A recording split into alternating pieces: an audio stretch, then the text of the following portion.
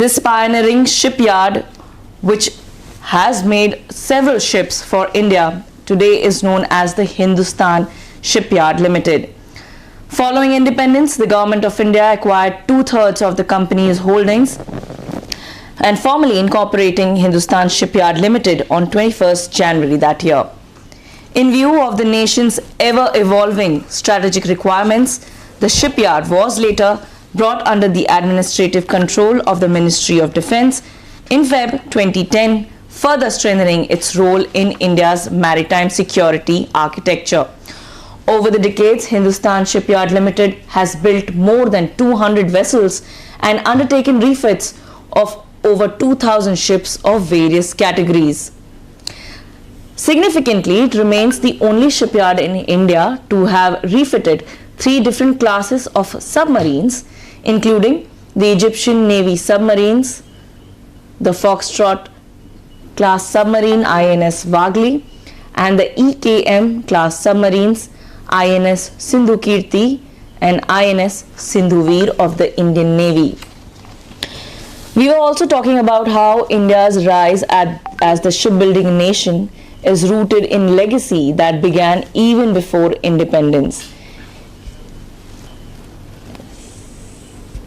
India's journey towards indigenous shipbuilding traces its origins to the pre-independence era, and as we were mentioning to you about the Hindustan Shipyard Limited, we now have the visuals inside from INS Sumedha of the Hindustan Shipyards Limited.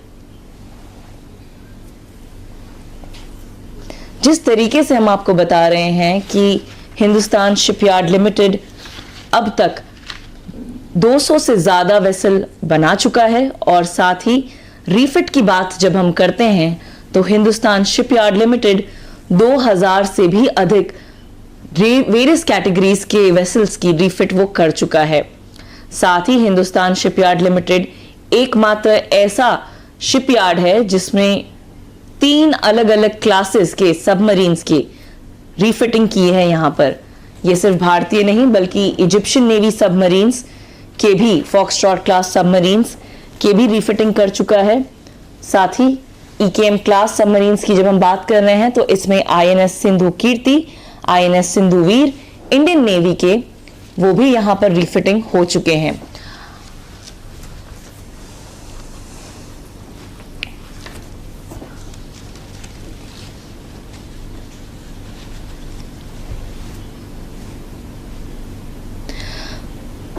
जैसे जैसे INS Sumedha समुद्र की ओर बढ़ रही है, port छोड़ रही है, हमें कई सारे यहाँ पर विशाखापट्टनम के इंटरेस्टिंग और जो बहुत ज़्यादा आकर्षण वाले केंद्र हैं वो यहाँ पर दिखाई देंगे।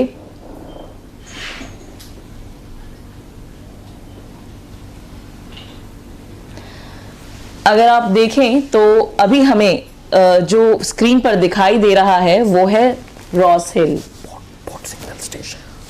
पोर्ट सिग्नल स्टेशन है, और पोर्ट सिग्नल स्टेशन से ही जुड़ा हुआ ये रॉस हिल, जिसके बारे में हम आपको कुछ ही देर में बताएंगे। काफ़ी इंटरेस्टिंग बातें हैं यहाँ की, लेकिन जो ये पोर्ट सिग्नल स्टेशन है वो यहाँ पर जो भी वेसल्स अंदर आने हैं पोर्ट में उन्हें एक तरीके से नेविगेट करता है और उन्हें फैसिलिटेट करता है कि कौन पोर्ट में किस समय में आ सकता है।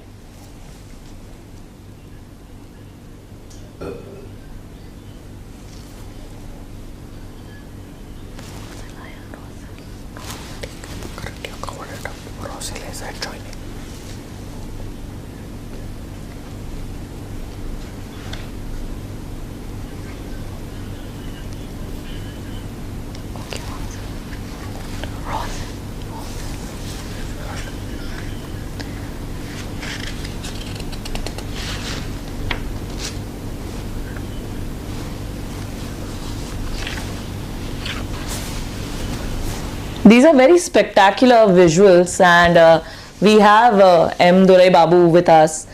Sir, as we were talking about earlier, we were talking about the importance and the significance of this particular naval dockyard, how it is naturally blessed. We also explained how the Hindustan Shipyard Limited has been instrumental. How do you see this particular journey of indigenization and today where we stand?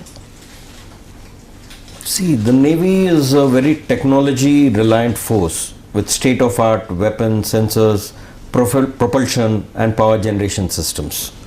And technology is an ever growing facet. Her bar change होता रहता है. The armed forces and also the nation has to be self-reliant, Atmanirbhar, Right. for the country to grow and the forces to make sure we are not dependent on somebody else during times of crisis. The Indian Navy, as you said, has been self-reliant since the 50s.